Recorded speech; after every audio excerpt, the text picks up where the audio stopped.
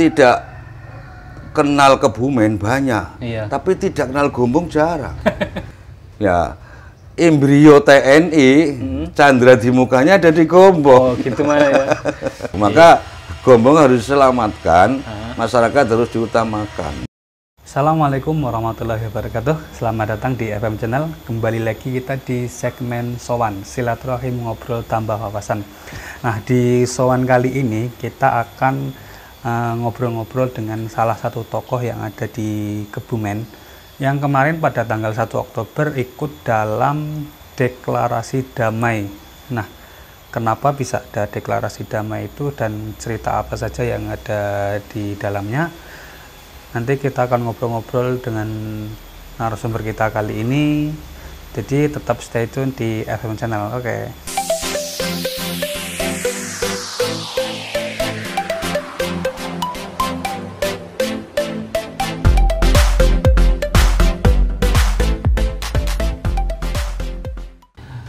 Alhamdulillah saat ini saya sudah bersama dengan beliau Bapak Kiai Haji Nur Sodik, pengasuh dari Pondok Pesantren Mabaul Ihsan dan juga selaku Ketua MUI Kabupaten Kebumen Leresing ya Pak? Ya.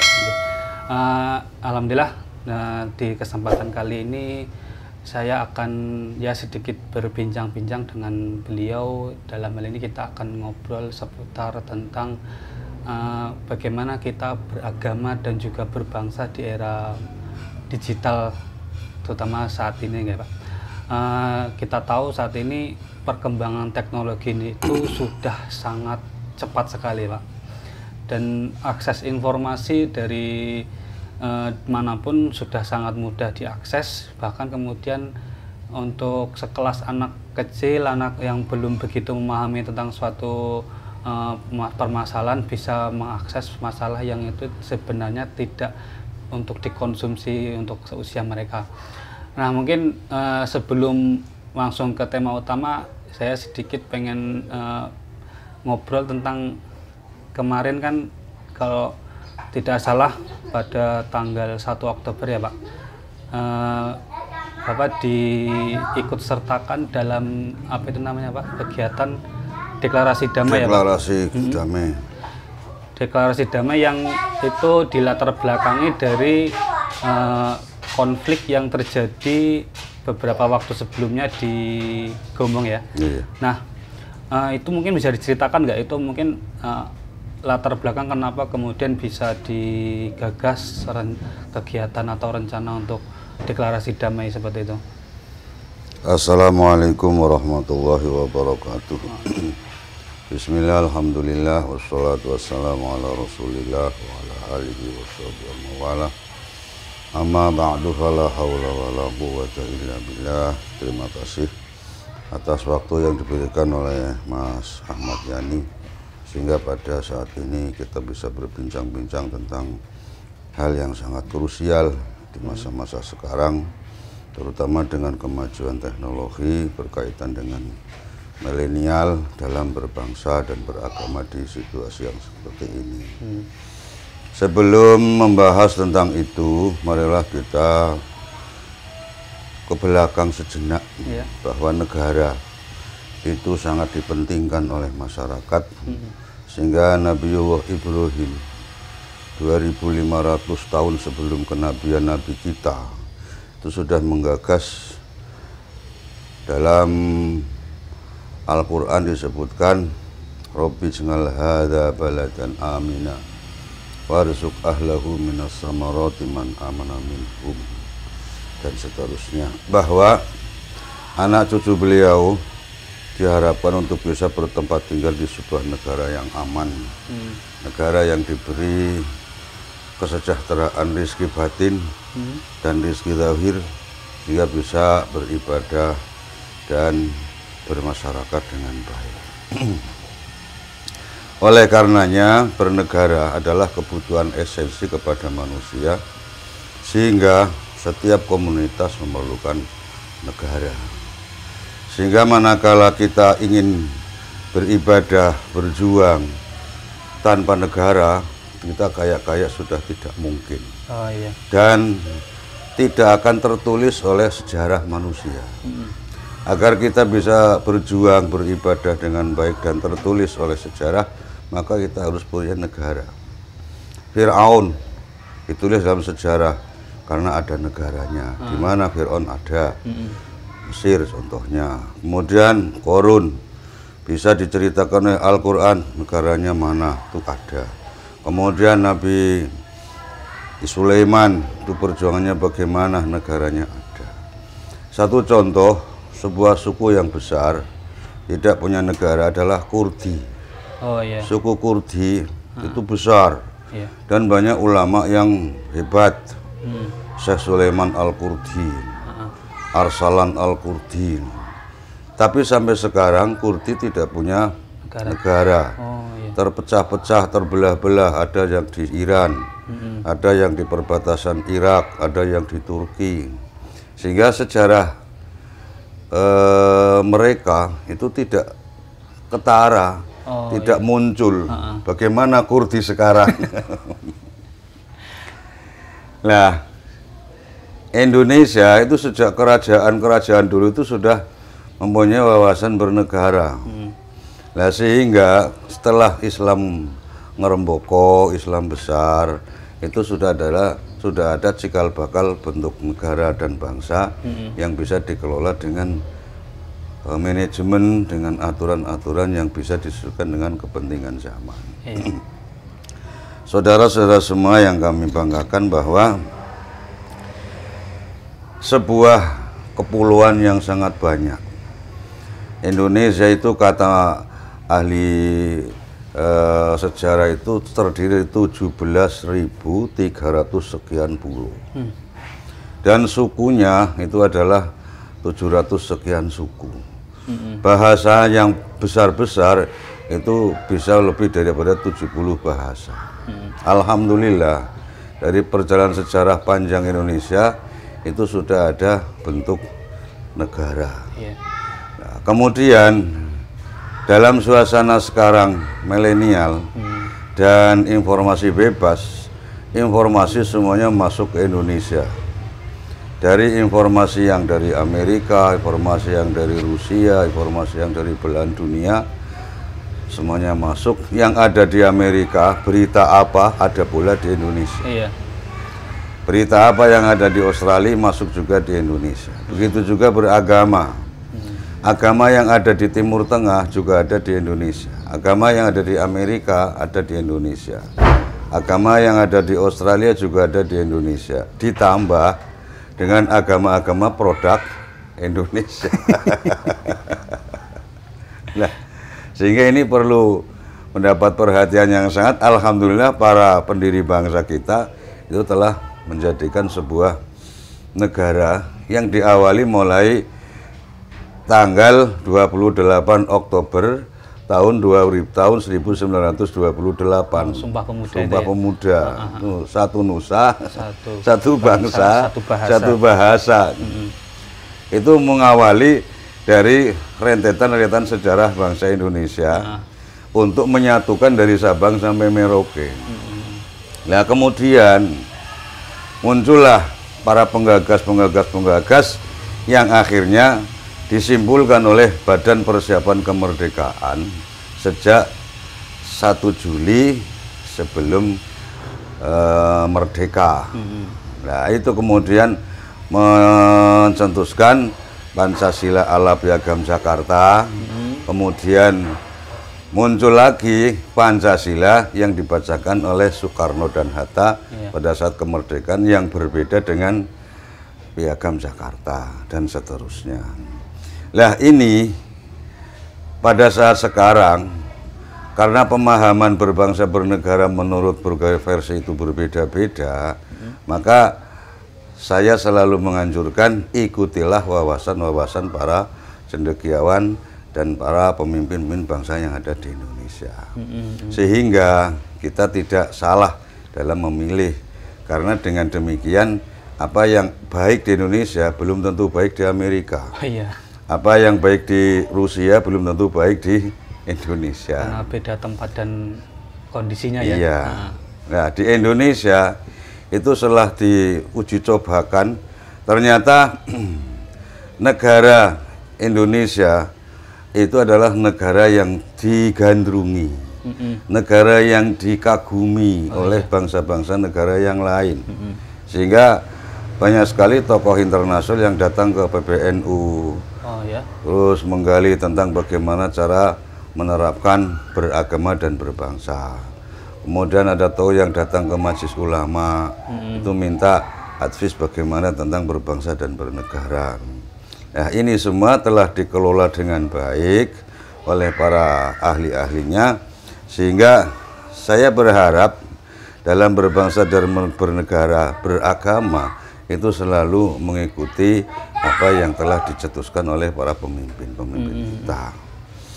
Satu, ormas yang diakui oleh negara dan masyarakat itu adalah pertama Majelis Ulama, yang kedua adalah Nahdlatul Ulama, yang ketiga adalah Muhammadiyah. Nah, antara NU dan Muhammadiyah inilah cikal bakal berdirinya negara Republik Indonesia, karena mengusir penjajah yang berupa penjajah dari Belanda, kemudian Spanyol, kemudian Jepang. Itu ternyata yang mengusir bukan TNI, bukan Polri. Yang mengusir itu bukan TNI Polri, adalah yang mengusir penjajah adalah tentara-tentara Sabilillah dan tentara Hizbullah. Adalah tentara buatan masyarakat yang ada di Indonesia. Mengapa demikian? Ya karena TNI pada tahun 1945 belum berdiri. Polri belum berdiri. Sehingga tentara yang bergerak adanya perang gerilya dan seterusnya adalah tentara-tentara lokal dari rakyat. Dari rakyat. Nah, sehingga dari perjuangan-perjuangan yang panjang malah muncullah kemudian gagasan-gagasan cara bernegara yang diinginkan. Mengapa Nahdlatul Ulama, Majelis Ulama, Muhammadiyah menerima Pancasila sebagai landasan dasar dan falsafah berbangsa?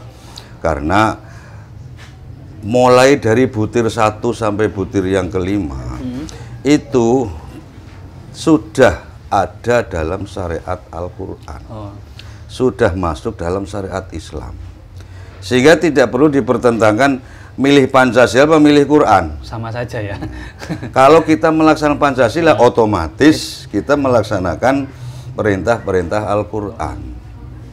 Contoh ulama besar Syekh Abu Zahroh, seorang profesor dan mantan rektor Al-Azhar Kairo. Dalam menulis, dia mengatakan negara yang diridhoi oleh Al-Quran adalah negara yang berasaskan 4. Karena secara garis besar yang sangat mendasar, Al-Quran memang tidak mentakrifkan atau mendefinisikan negara menurut Al-Quran atau menurut Islam. Sehingga bagaimana bentuk negara yang dikehendaki oleh Al-Quran adalah hasil daripada ijtihad para ahlinya. Syekh Abu Zahroh menyatakan, manakala sudah membawa 4 prinsip-prinsip keagamaan atau Al-Quran, itu sudah menjadi negara yang diridhoi oleh Al-Quran. Yang pertama adalah negara yang mengajak untuk berbuat adil. Nah, itu adil sangat dianjurkan oleh Al-Quran, walaupun merugikan dirinya sendiri atau keluarga sendiri, tidak masalah. Yang penting adil itu harus ditegakkan. Kemudian negara yang mengajak untuk bermusyawarah. Apa-apa yang belum menjadi ketetapan, kemudian dimasukkan dalam sebuah negara, diperlakukan untuk dilaksanakan sebagai musyawarah. Ini dianjurkan dalam Al-Quran. Itu sudah masuk dalam butir Pancasila. Kemudian yang ketiga, persamaan dalam hak dan kewajiban. Sama-sama warga negara dalam menerima pendidikan haknya sama, perlindungan haknya sama, kemudian dalam berpolitik sama, dalam mendapatkan kesehatan sama. Nah, itu sudah ada dalam butir-butir Pancasila. Kemudian yang keempat adalah beriman. Manakala negara sudah mengajak 4 ini, beriman, kemudian adil, kemudian bermusyawarah dan kesamaan hak, ini sudah sesuai dengan syariat Islam. Maka hanya berbeda bahasa dalam menyebut tentang negara menurut organisasinya.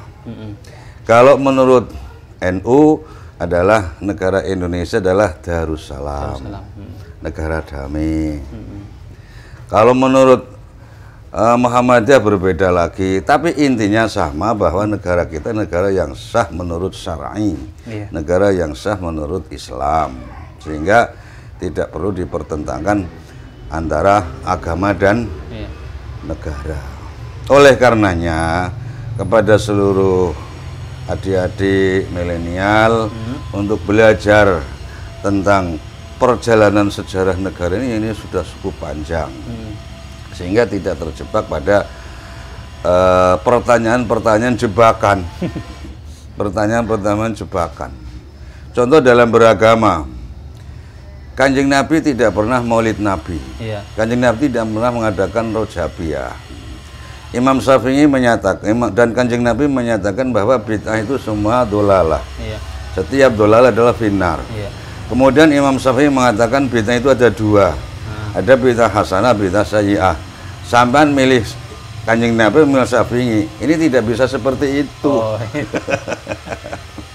Karena apa? As-Syafi'i itu adalah orang yang ahli Quran, orang yang ahli hadis. Sehingga hadis yang disampaikan oleh Nabi Kulubit tadi itu sudah dipahami oleh Imam Syafi'i dengan sepaham-pahamnya, tapi digabungkan dengan berbagai hadis lain, berbagai ayat yang lain, maka kesimpulan Imam Syafi'i diambil daripada Al-Quran dan Al-Hadis, tinggalan beliau Nabi kita Muhammad Sallallahu Alaihi Wasallam. Sehingga tidak bisa dipertentangkan seperti itu, karena apa yang diputuskan Imam Syafi'i tidak lepas dari Al-Quran dan Al-Hadis, dari pemahaman-pemahaman yang diambil oleh para mujtahidin. Sehingga pada tahun 1984 muncullah gagasan dari Mbah Ki Ahmad Siddiq selaku PBS, Sekretaris Rois Surya PBNU, dalam pemahaman beragama dan berbangsa muncullah 3 wawasan: ukhuwah Islamiyah, ukhuwah watoniyah, ukhuwah insaniyah atau ukhuwah basyariyah, persaudaraan satu agama. Sehingga sesama Islam itu harus bisa menghargai dengan Islam yang lain. Karena perbedaan orang Islam satu dengan Islam hanya dalam atribut-atributnya. Pokok-pokoknya adalah sama, Al-Qur'annya sama, Nabinya sama, sholatnya sama, kemudian zakatnya sama, rukun-rukun Islam sama, rukun-rukun iman juga sama. Kemudian di dalam berbangsa bernegara, karena itu sudah sunnatullah, tidak bisa dibantah. Manusia agamanya tidak hanya satu, agamanya pasti berbeda-beda, dan itu tidak bisa dibantah. Itu nyata. Satu komunitas agamanya kadang-kadang juga 2-3. Satu kelompok agamanya tidak hanya tidak hanya 1-2, ada 3 dan seterusnya. Lah, untuk mengembangkan cara berpikir yang seperti itu maka diambil sebuah ketentuan. Kalau perbedaan agama yang masalah pokok itu adalah lakum dinukum waliyadin, itu yang pokok. Kemudian yang masalah-masalah atribut dan seterusnya, kita harus menjaga kehormatan dan keharmonisan orang lain. Karena Al-Quran menggariskan seperti itu. Wala tasubbul ladzina ya'buduna ghairallah. Jangan mencaci maki orang-orang yang menyembah selain Allah. Orang-orang yang menyembah batu, menyembah berhala, menyembah Tuhan yang selain Allah. Sebab apa? Kalau orang Islam mencaci mereka, fayasubbullaha ngadwan biruing ilmin. Maka pangeranmu, Tuhan Allahmu akan dicaci maki oleh orang kafir. Dicaci atau dinabalik. Dia dibalik. Bahkan mereka tidak punya ilmu, oleh mencaci maki lebih elek, lebih keras. Iya, lebih fatal daripada kita. Oleh karenanya budaya lain, budaya masyarakat lain jangan kita caci maki. Adat istiadat orang lain jangan pula kita caci maki. Apalagi agama mereka itu jangan dicaci maki, agar kita bisa hidup berdampingan dengan mereka. Sehingga ayat yang sangat pas ya ayuhan nasu inna khalaqnakum min dzakari wa unsa wa ja'alnakum syu'uban wa qabaila lita'arafu, untuk saling bisa mengenal dan saling menghargai, saling menghormati, saling menjaga antara satu dengan yang lain, sehingga di antara mereka tidak terjadi hal-hal yang tidak diinginkan. Indonesia adalah sebuah negara yang patut kita beri apresiasi. Karena apa? Karena dari dulunya ego itu selalu kalah dengan musyawarah. Iya.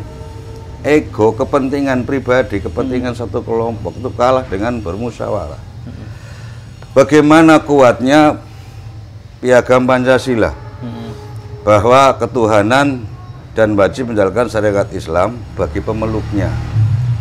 Kurang 3 hari dari merdeka ada berita masuk kalau ini dipaksakan maka Indonesia Timur tidak akan ikut merdeka karena mereka bukan mayoritas muslim. Oh begitu.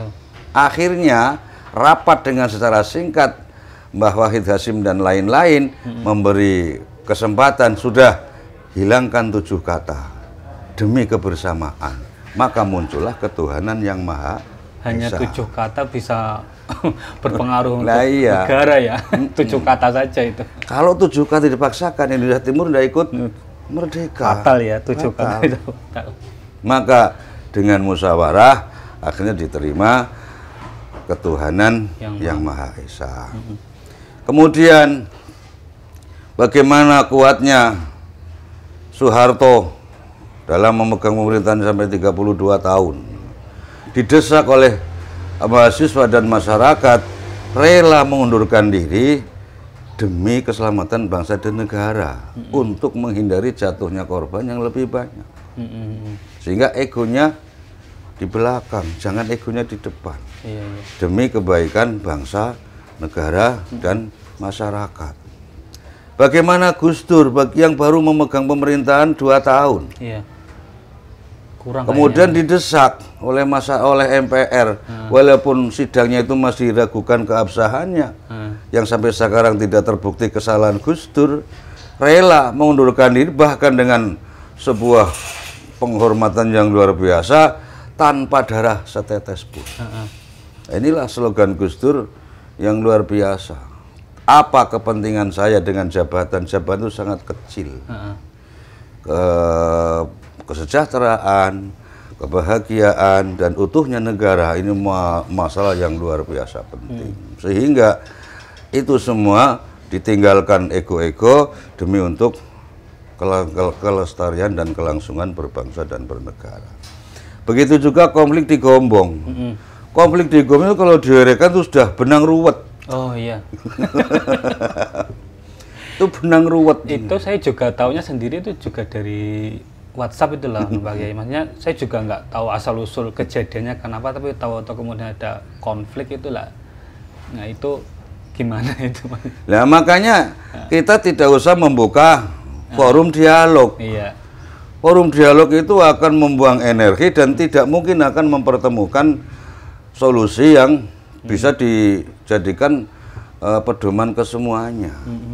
Yang ada urusan dengan pemerintah kita teruskan di salah, mari kita teruskan dengan jalur hukum. Apa pidana perdata itu urusan hukum. Kemudian untuk warga, mari kita kembali.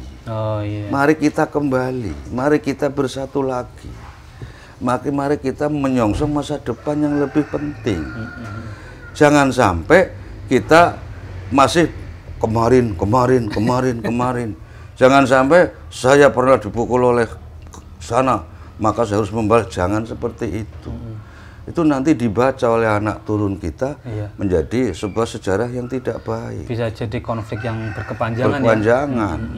Sehingga saya mendukung adanya prakarsa deklarasi damai di masyarakat Gombong dengan sebaik-baiknya, dengan seutuh-utuhnya. Itu berangkat dari keinginan masyarakat atau kemudian dari pemerintah yang menggagas itu untuk bersama-sama? Oh, itu ya. Masyarakat yang terlibat itu juga payah, susah, ekonomi macet.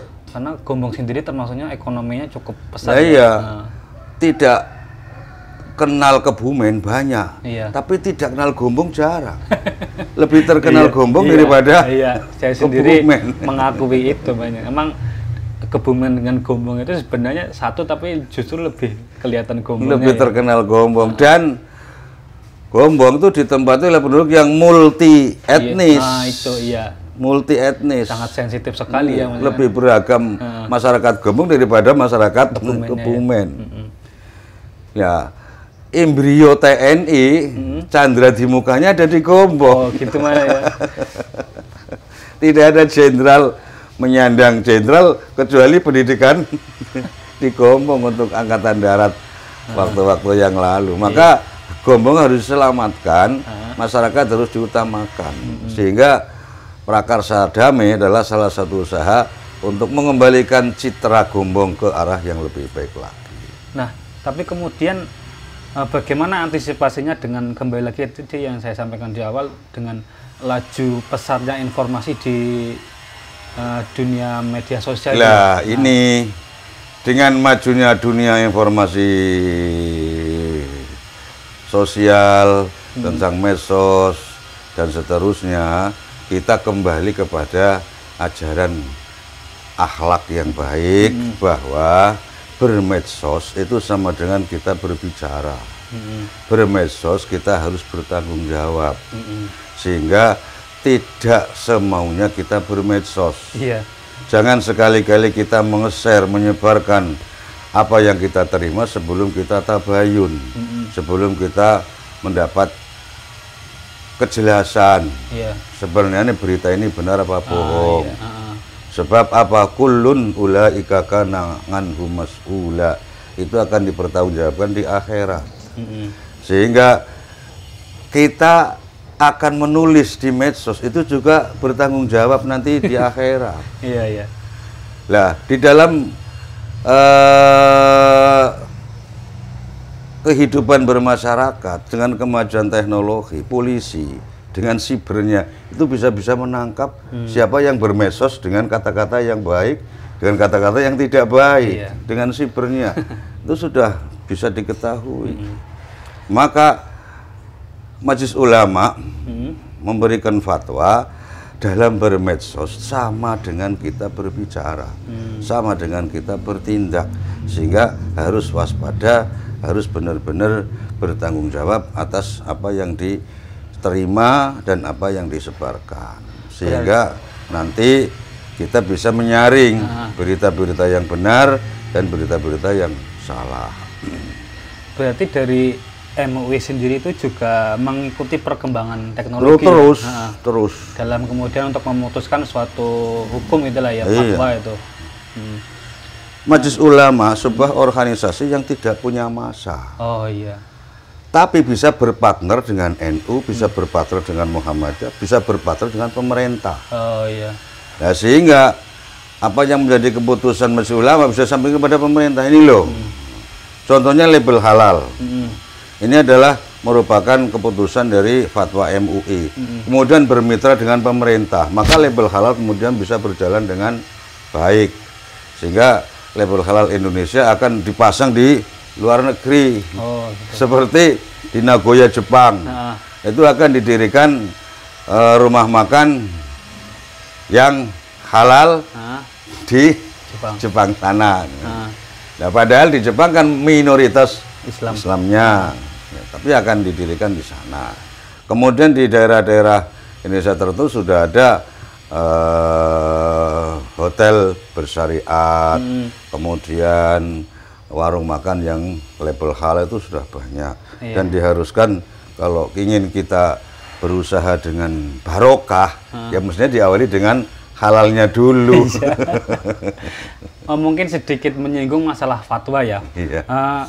Belakangan ini kan Nun Sewu itu ketika kayak kemarin di masa-masa pandemi itu termasuknya dari MUI cukup banyak mengeluarkan fatwa-fatwa gitu kan. Nah, mungkin masih ada mungkin kebingungan di masyarakat menyikapi fatwa itu sendiri. Apakah fatwa itu sifatnya itu mengikat atau bagaimana itu, Pak? Makanya ya kita memberikan pemahaman ke masyarakat lah tentang Fatwa Majelis Ulama sifatnya adalah himbauan. Oh, gitu. Jadi akan menjadi pengikat manakala disampaikan oleh kepala daerahnya. Contoh Fatwa MUI tentang sholat dengan soft yang di jarak. Iya. Nah, itu bagaimana? Ya pemerintah nanti yang menerapkan ini zona merah apa bukan. Oh, iya. Lah kalau zona merah, lah itu yang mestinya harus berjarak. Sehingga kemarin terjadi kekurang harmonisan atau kekurang informasi antara kedua belah pihak. Jadi Fatwa Majelis Ulama diterima dengan apa adanya tanpa membicarakan zona. Sehingga di situ ya banyak yang bertanya, loh sini aman-aman saja kok. Nah itu kan yang terjadi di masyarakat ya Pak, maksudnya ada mungkin masyarakat yang bisa memahami fatwa itu sebagai apa, tapi kemudian ada yang menganggap bahwa fatwa itu sebagai sebuah hukum yang mutlak yang harus dilaksanakan, yang ibaratnya kalau tidak dilaksanakan bisa berakibat sampai ke masa mungkin dosa atau gimana lah. Mungkin ya berarti posisi fatwa itu sebenarnya lebih ke apa ya? Kondisional. Tidak mengikat secara mutlak. Iya. Ya. Tidak mengikat secara mutlak. Contoh ada kekurang informasi dalam PPKM 4. Dalam PPKM 4 Jumatan dihentikan atau diganti dengan zuhur. Lah ini terjadi kurang keharmonisan informasi yang dikehendaki itu bukan ditutup. Cukup dilaksanakan Jumatan atau zuhuran orang-orang yang ahli masjid itu saja. Oh, miskomunikasi. Iya, ya, sehingga banyak orang yang kaget, loh kok ditutup Jumatan kok tidak boleh? Sejak kapan ada Islam gak boleh Jumatan? Nah, karena masyarakat itu baru tahu tentang Jumatan dilaksanakan sekarang, tidak melihat sejarah dulu Nabi. Nabi pernah tidak Jumatan seseorang karena apa? Karena hujan. Karena apa? Karena di Mekah Nabi bila Jumatan belum memenuhi syarat, baru Jumatan di Madinah Al-Munawwaroh. Nah, itu semua kondisional yang tidak dipikirkan oleh masyarakat kita, karena masyarakat kita sejak dulu itu keadaannya aman-aman terus. Baru kemudian ada yang bisa dikatakan kondisi agak bisa dikatakan luar biasa. Darurat. Darurat sekarang ya. Dan ibaratnya kemudian terjadi sedikit kegoncangan. Ya. Nah, jadi kesimpulannya fatwa itu sendiri lebih kepada rekomendasi gitu ya. Tidak kemudian menjadi sebuah ketetapan hukum yang mutlak harus diikuti ya. Tetap kita melihat kondisi dan situasi seperti itu ya. Iya. Nah, kembali lagi kita ke masalah tadi tentang beragama di kondisi. Maka menurut saya di kondisi yang seperti ini, bagi warga Muslim itu harus berorganisasi yang jelas. Jangan ada Muslim yang tidak kemana-mana dan tidak di mana-mana. Oh, iya. Masalahnya apa? Semua aliran yang besar di seluruh dunia di Indonesia itu ada. Oh, iya. Syiah masuk ke Indonesia. Syiah itu muncul dari sebuah konflik, kemudian mengikuti salah satu orang yang konflik, sehingga otomatis dia itu selalu berhadapan dengan konflik. Ada sentimen itu ya? Iya, muncul karena sangat cintanya pada Sayyidina Ali, sehingga semua keluarga Ali adalah orang-orang yang hebat, orang yang berhak untuk memimpin, yang sampai sekarang pimpinan Syiah harus dari anak cucu Sayyidina Ali. Sementara yang Abu Bakar, Umar, Utsman ini dianggap kafir. Oh, sampai segitunya ya? Iya. Sehingga konflik ini akan terjadi terus di masyarakat. Lah, Syiah itu ada pembagian agama dan politik. Sehingga kalau sudah sampai di dalam politik, itu adalah sebuah komando, sebuah komando yang dipegang oleh seorang pemimpin Syiah yang harus diikuti oleh seluruh Syiah internasional. Nah, ini yang sangat ditakuti oleh Amerika. Sehingga Lebanon Syiahnya itu berbeda dengan Syiahnya Iran. Oh. Ya, sehingga di sini kita harus bisa melihat siapakah itu Syiah. Syiah walaupun bagaimana itu tidak pas untuk di Indonesia karena yang berhak memimpin hanyalah putra-putri turunan Sayyidina Ali. Kalau bukan keturunan mereka tidak bisa jadi pemimpin. Kemudian Wahabi itu berpusat di Arab Saudi. Seolah-olah yang di Arab Saudi itulah yang sah. Yang di Arab Saudi itulah yang baik. Yang tidak di Saudi semuanya tidak baik. Itu seolah-olah seperti itu.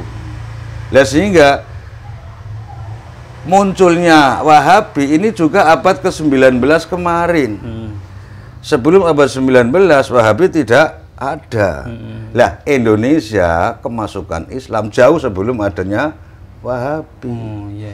Sehingga Wahabi itu adalah barang baru di Saudi Arabia, barang baru di Indonesia apalagi. Dan itu memungkinkan untuk berdirinya sebuah khilafah. Yang khilafah menurut berbagai pengamat tidak mungkin akan muncul yang disepakati oleh masyarakat muslim dunia. Bisa dengan hanya mimpi. Kalau khalifah itu hanya mimpi. Nah, begitu juga sekte-sekte Islam yang lain kayak ini ada HTI. Nah, itu sudah jelas membawa misi untuk membuat khalifah. Kemudian Islam yang dari barat, ada Islam liberal. Islam liberal itu juga masuk di Indonesia, sehingga ada pengkikisan tentang Al-Quran dan Al-Hadis, sehingga ada slogan apa-apa harus disebutkan dengan akal, sehingga reaktualisasi Al-Quran. Itu juga tidak didukung oleh model berpikirnya para ahli-ahli agama. Kemudian yang muncul bukan dari agama, ya kayak ini komunis. Ini muncul berita-berita di medsos tentang komunis. Ya, ini harus kita menetapkan dirinya, saya mau mengikuti NU apa Muhammadiyah. Ini yang jelas-jelas Indonesiawi. Kalau selain NU dan Muhammadiyah, keindonesiaannya ini masih diragukan. Sehingga kita mau mengikuti yang mana? Yang jelas-jelas Indonesiawi ya NU dan Muhammadiyah. Lah, bahkan kalau menurut penelitian Syekh Mustafa Zarko, seorang dekan fakultas di Al-Azhar Kairo Mesir, itu NU itu masih asli. NU itu masih asli. Aslinya apa? Akidah. Berbicara akidah misalnya, akidah yang dibahas oleh Nahdlatul Ulama dari ahli sunnah wal jamaah model internasional sampai sekarang itu masih satu. Yang dibicarakan tentang akidah ya wujud qidam bakum mukhalafat sampai 20 sifat yang wajib, 2 sifat yang mustahil, dan 1 sifat yang jaiz. Sifat-sifat Rasul ya seperti itu. Kemudian fikihnya, karena mayoritas ulama Indonesia adalah Syafi'iyah, ya sampai sekarang masih Syafi'iyah. Mengapa sidakepe orang Indonesia kue nalikane sholat di bawah dada di atas budel? Itu karena Pak Syafi'i seperti itu. Walaupun 300 tahun dijajah oleh Belanda, kemudian Sendok Gurnul menggawa Islam, paham dengan Al-Quran, bahkan hafal hadis, memasukkan Islam melalui pemikiran-pemikiran dia, tidak diterima oleh orang Indonesia. Orang Indonesia tetap menerima Islam dari para kiai, para ulamanya. Van der Plas menyebarkan Quran, mendapatkan kitab Bukhari juga tidak diterima. Nah, inilah Indonesia. Kemudian fikihnya masih asli Syafi'i, kemudian sejarah keimanannya, sejarah keibadahannya, silsilah sanadnya itu juga masih asli. Contoh, walaupun di dalam kita bersolat menoleh ke arah kanan, menoleh ke arah kiri, boleh, tidak batal sholatnya. Tapi guru-guru kita dulu memberikan contoh sholat kan tidak pernah tolak-toleh. Iya. Ya maka tidak ada orang sholat. Tolak-tolak. Sebenarnya sholat tidak sidakep sah. Tapi dari kiai-kiainya dulu dalam bersolat selalu sidakep. Sehingga sampai sekarang tidak ada orang sholat tak sidakep. Dalam membaca Fatihah, Syafi'i asli mulai bismillah, manakala waktu maghrib isya subuh dibaca keras. Mulai bismillah. Sebab apa? Syafi'i seperti itu. Kalau kita umroh, kalau kita berhaji di Mekah Madinah, kita berjamaah, imamnya tidak jelas membaca bismillah. Ujug-ujug alhamdulillah. Karena apa? Mereka bukan Syafi'iyah.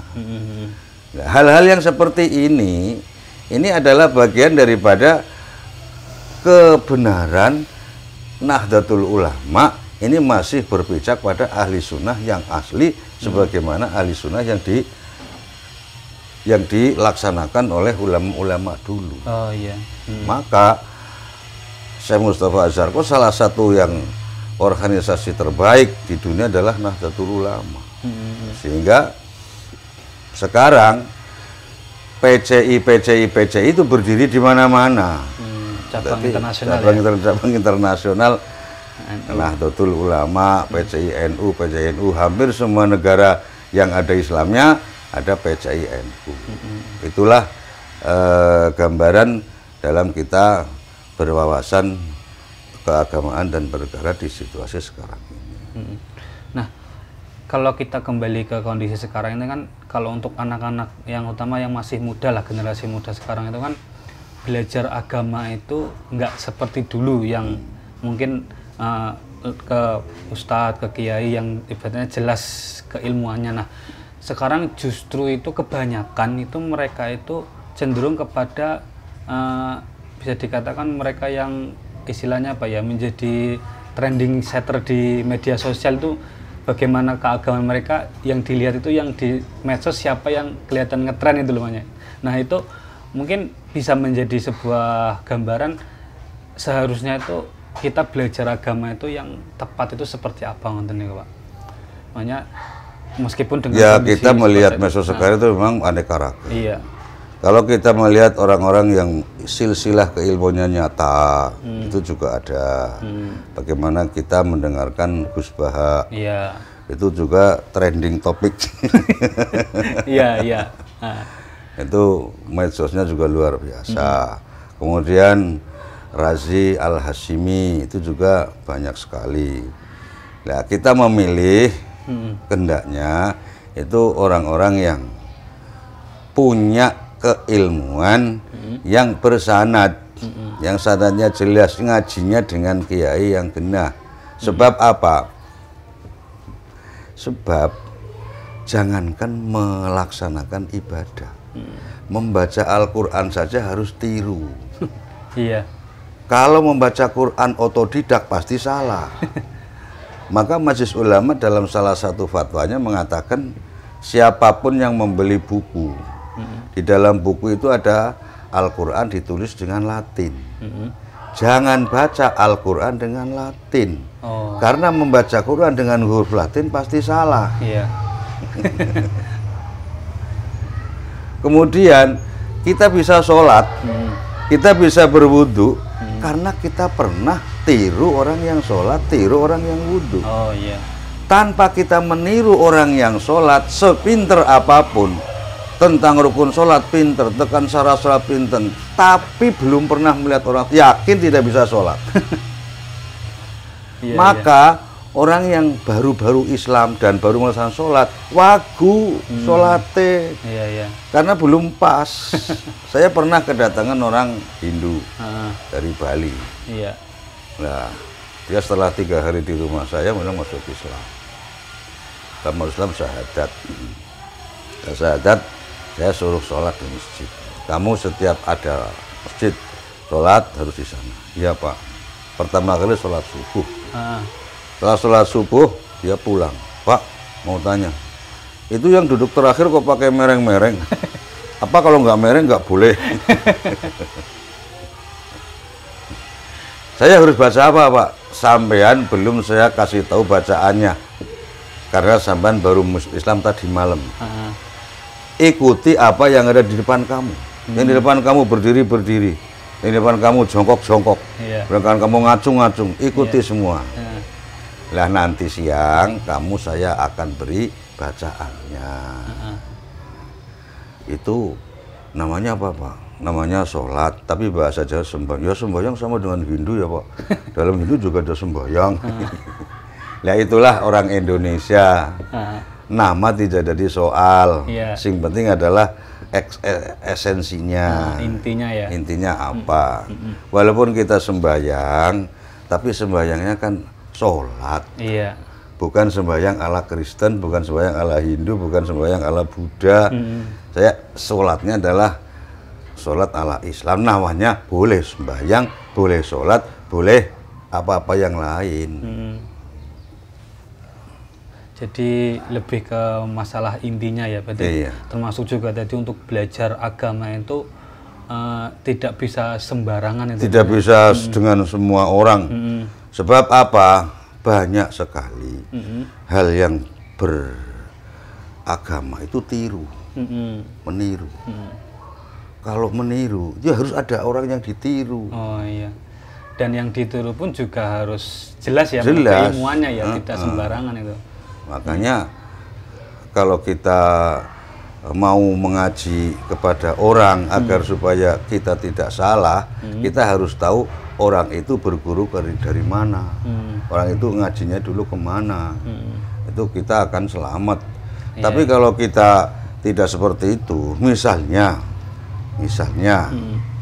kita berguru kepada orang yang belajarnya dari misalnya dari Al-Qaeda, ya, itu mestinya ya akan diajak sebagaimana Al-Qaeda. Iya. Kalau kita sembahyangnya menurut Syiah, ya kita akan diajak ke Syiah. Dalam sembahyang Syiah itu antara batuk dengan bumi tidak boleh terhalang. Oh iya. Tidak boleh terhalang. Maka kalau sholat itu harus membawa batu. Oh begitu. Yang diambil dari Karbala. Tidak di tempat lain. Tidak boleh, harus diletakkan di depan sholat nanti untuk tempat batuk. Oh begitu. Itu baru sholat yang benar menurut Syiah. Jadi kemana-mana bawa batu. Iya. Sholat maghrib isya boleh dijamak, walaupun tidak bepergian. Sholat zuhur asar boleh dijamak, walaupun tidak bepergian. Dan boleh takiyah. Takiyah itu apa? Menyembunyikan identitas diri. Sehingga saya itu apa Syiah, enggak mau. Saya bukan Syiah, saya juga kayak sampean. Menyamar. Oh, menyamar ya. Jadi kita salah guru nanti fatal. Iya. Berarti intinya dari perbincangan kita kali ini tentang beragama dan beragama dan berbangsa itu ya, terutama dalam hal beragama ya, kita terutama untuk belajar meskipun sekarang teknologi terus berkembang, tidak kemudian meninggalkan cara beragama yang seharusnya begitu ya. Dan juga kemudian dalam berbangsa ya kita tetap mengesampingkan ego lah. Intinya menjaga persatuan itu adalah hal yang paling utama seperti itu. Contohnya Nabi itu memerintahkan sholat pada sahabat, itu juga shollu kama ra'aitumuni usolli. Sholatlah sebagaimana kamu melihat saya sholat. Melihat. Dalam berhaji juga diperintahkan seperti itu. Khudhu anni manasikakum. Saya berhaji dengan kamu, maka ambillah hajiku untuk kamu. Jadi haji kan amal perbuatan. Iya, perbuatan. Amal perbuatan itu tidak harus tiru. Ya. Makanya dalam bahasa NU itu adalah al-isnadu minad-din. Jadi sanad keilmuan, sanad agama itu bagian penting dari beragama yang baik. Oh iya. Ya oke, mungkin cukup gitu ya Pak Yai obrolan kita kali ini. Semoga apa yang kita obrolkan kali ini bisa kemudian semakin memperluas wawasan keagamaan kita, wawasan kebangsaan kita. Intinya kita harus tetap menjaga kesatuan dan persatuan, mengesampingkan ego, dan juga untuk terutama dalam belajar agama kita harus mengambil dari sumber yang jelas gitu ya. Iya. Mungkin untuk obrolan kali ini di sowan kali ini cukup sampai di sini. Bila ada kesalahan, maaf, dan jangan lupa untuk tetap like, share, komen, dan subscribe di FM Channel. Dan dari saya sekian, assalamualaikum warahmatullahi wabarakatuh. Waalaikumsalam warahmatullahi wabarakatuh.